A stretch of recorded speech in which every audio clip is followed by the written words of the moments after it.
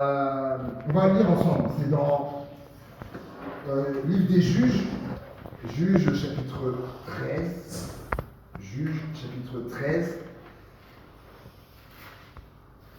Alléluia, Dieu est bon. Juges chapitre 13. Et on va lire les versets 1 à 14 pour avoir un peu le contexte. Non, c'est juste. Juge 13, Oui. verset 1 à 14. Les enfants d'Israël firent encore ce qui déplaît à l'Éternel. Ça, c'est malheureusement. Et l'Éternel les livra entre les mains des Philistins pendant 40 ans. Il y avait un homme de Tsoréa, de la famille des Danites, et qui s'appelait Manoah. Sa femme était stérile, n'enfantait pas. Un ange de l'Éternel apparut à la femme et lui dit: voici, tu es stérile et tu n'as point d'enfant, tu deviendras enceinte et tu enfanteras un fils. Maintenant, prends bien garde, ne bois ni vin, ni liqueur forte, et ne mange rien d'impur, car tu vas devenir enceinte, et tu enfanteras un fils. Le rasoir ne passera point sur sa tête, parce que cet enfant sera consacré à Dieu dès le ventre de sa mère, et ce sera lui qui commencera à délivrer Israël de la main des Philistins. La femme alla dire à son mari: un homme de Dieu est venu vers moi, et il avait l'aspect d'un ange de Dieu, un aspect redoutable. Je ne lui ai pas demandé d'où il était, et il ne m'a pas fait connaître son nom.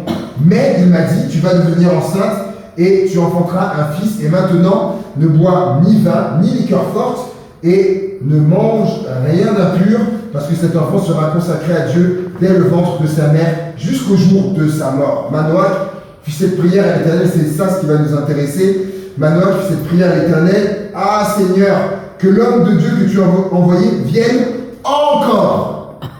Vienne encore. Il est déjà venu, et je veux qu'il vienne encore. Est-ce que Seigneur, tu vas pouvoir le faire encore? Il vienne encore vers nous et qu'il nous enseigne ce que nous devons faire pour l'enfant qui naîtra. Dieu exauça la prière de Manoach, et l'ange de Dieu vint encore vers la femme.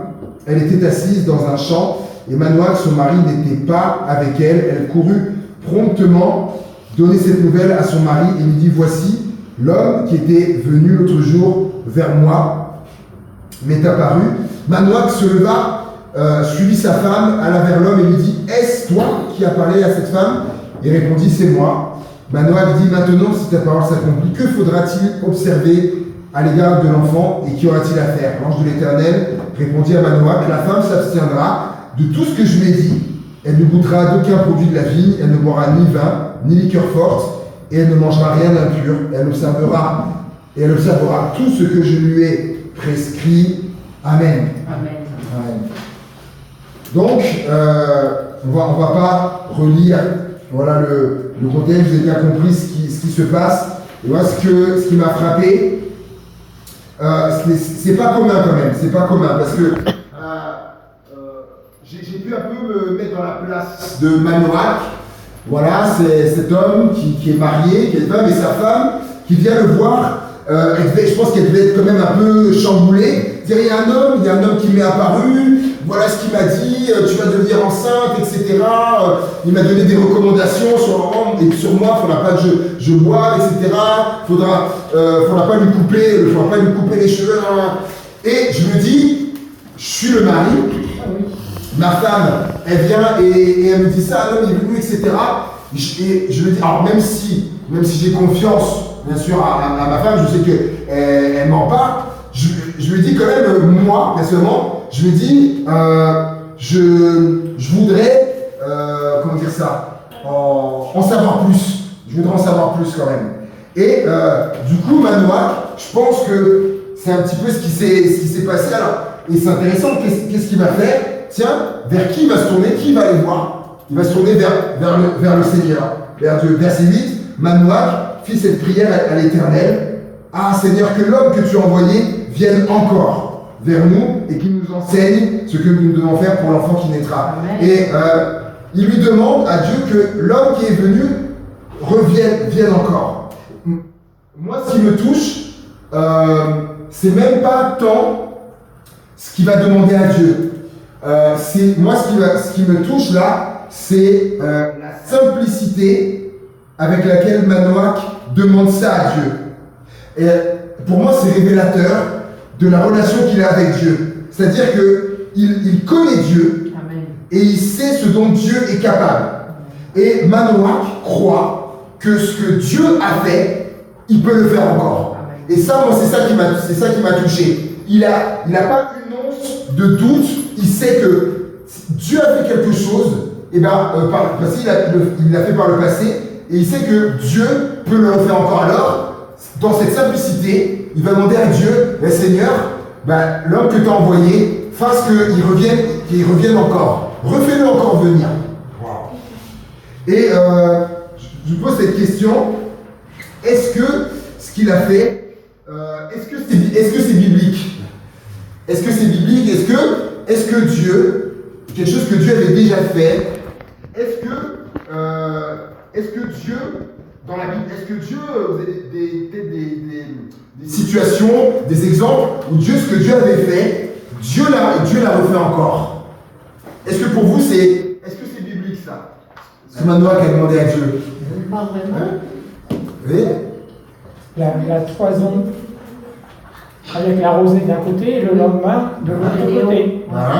Il a demandé que Dieu agisse encore, effectivement, tout à fait. Ouais, c'est vrai. J'ai même pas pensé à cet exemple, mais c'est vrai, effectivement, il y a ça. Aussi, pourquoi qu'ils détruisent la ville? Et s'il y en a 10, et s'il y en a 9, et s'il y en a 8, et s'il y en a 9. Oui, 50, oui.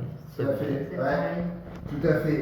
Et vous savez que Israël, lorsqu'il était face à la mer Rouge, vous savez comment Dieu a ouvert la mer en deux, hein, et comment voilà, les Égyptiens sont morts.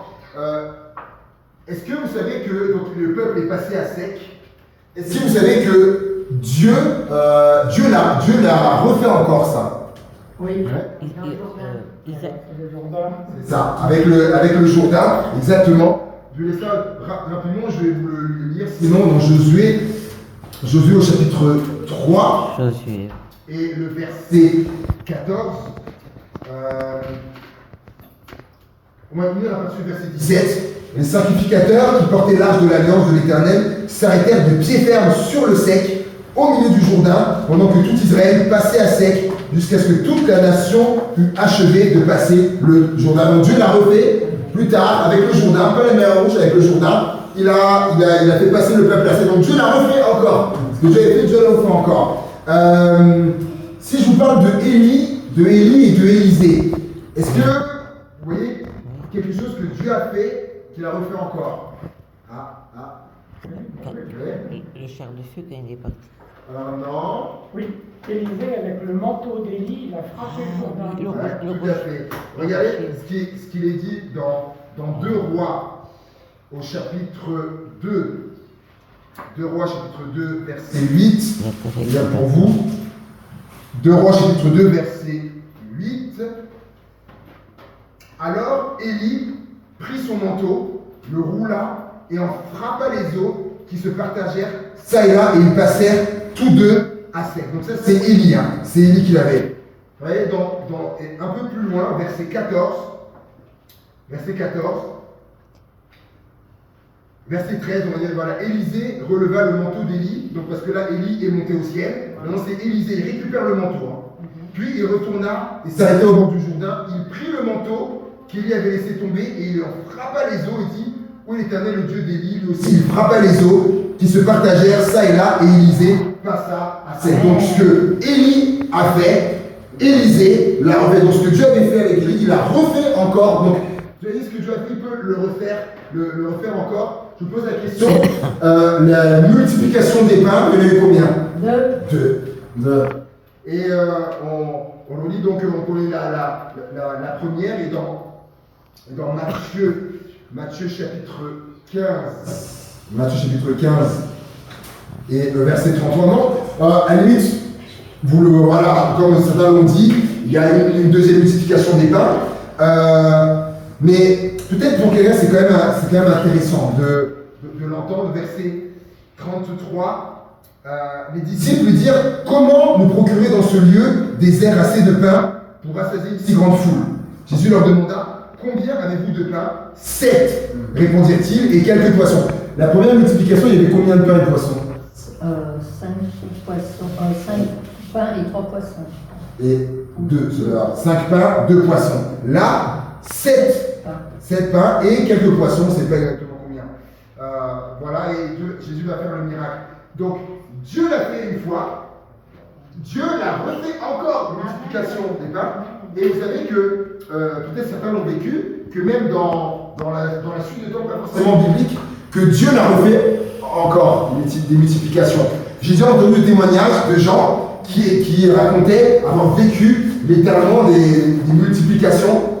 Je pense à cette femme, une chrétienne, elle raconte à un moment donné de sa vie, il n'y avait plus trop d'argent, des grosses difficultés, et puis voilà, elle devait nourrir la famille, etc. Et un jour, elle est partie, elle a regardé ce qu'il lui restait. Il restait un paquet de pâtes, et même pas entier, il était déjà ouvert, et il restait que quelques brindilles, on va dire, de pâtes, rien. Hein. Et elle s'est dit, Seigneur, il me reste que ça. Et elle dit, mais je vais te faire confiance. Elle devait nourrir des gens, notamment il y avait ses enfants et puis d'autres personnes. Et elle raconte, elle prend ce qui restait, quelques brindilles de pâtes qu'elle a mis dans la casserole. Et voilà, qu'elle a fait dire, disant, ben voilà, c'est ce qui nous reste. C'est comme dans la meuf de Sarepta, avec il ne restait plus que ça. Et elle raconte cette femme que lorsque, à un moment donné, elle était là, elle revenait tout dit, elle se disait, et en plus c'était une grande marmite. Et elle revenait tout dit, elle se disait, mais c'est pas possible, comment ça se passe. Et la marmite entière, et quand elle va pour comment dire ça, avec les doigts, etc. Et quand elle a sorti la marmite d'eau, les tonnes de pâtes qu'il y avait, lorsqu'elle a mis que quelques brindilles, oui, on sait que ça gonfle, là, les pâtes là, ça l'a tellement marqué, Dieu a multiplié ça. Mais c'est là, on entend les témoignages des autres. Et moi, je vais vous le dire, moi, je l'ai vécu, moi. À titre personnel, je l'ai vécu. Lorsque on était pasteur, on démarrait le ministère après l'école biblique, première église, on était stagiaire pasteur. On était en charge de la jeunesse.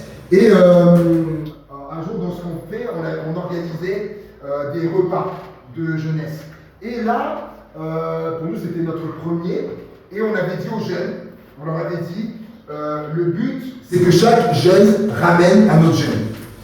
Et parce que voilà, c'était pour également qu'ils puissent entendre la parole aussi.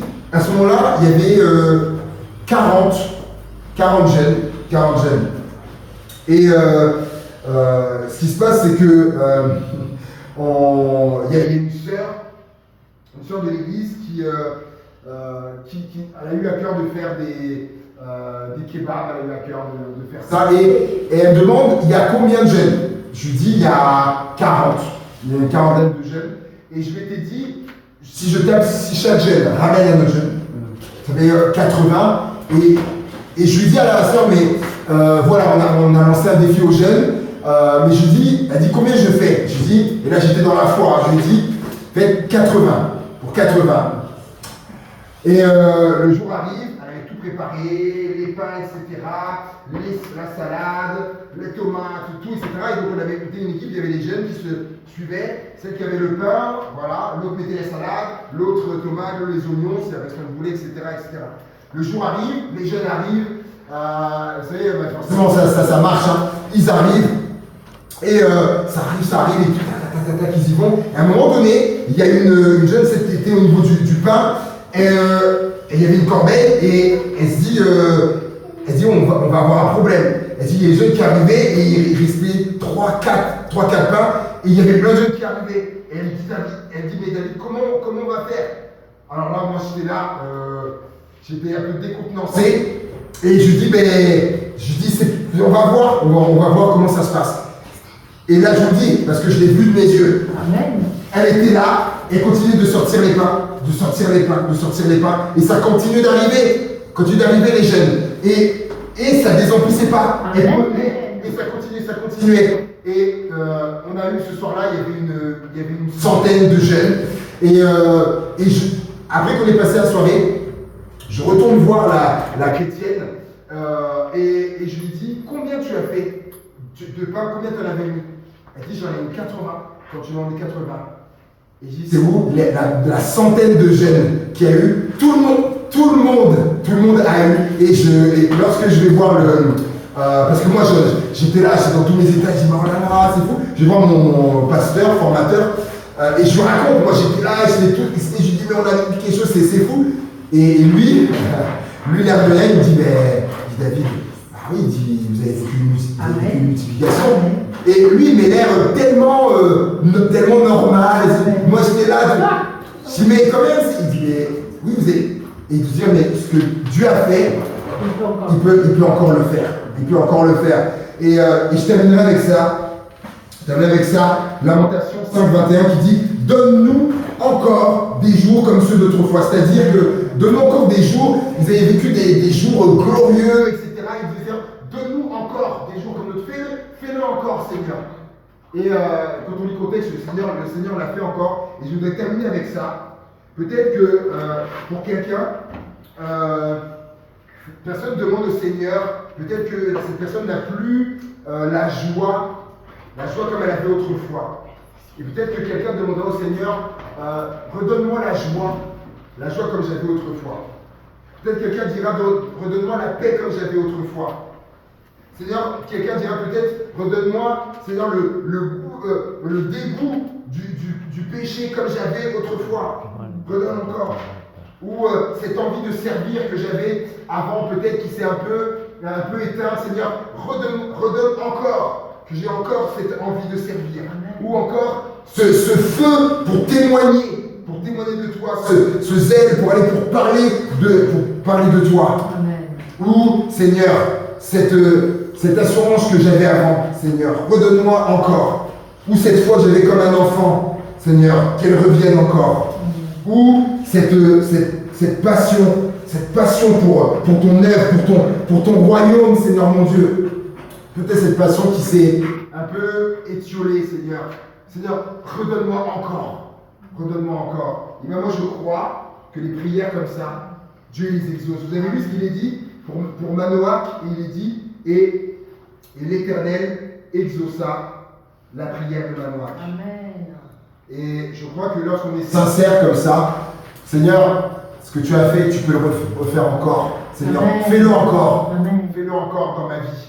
Et bien, je crois que Dieu, comme il a fait pour Manoach, saura entendre et Dieu saura exaucer cette prière. Je ne sais pas ce qui est dans ton cœur, ce que tu voudrais voir à nouveau, encore. Et bien, adresse-toi au Seigneur. Comme il l'a dit dans Isaïe, il a dit, je suis toujours le même.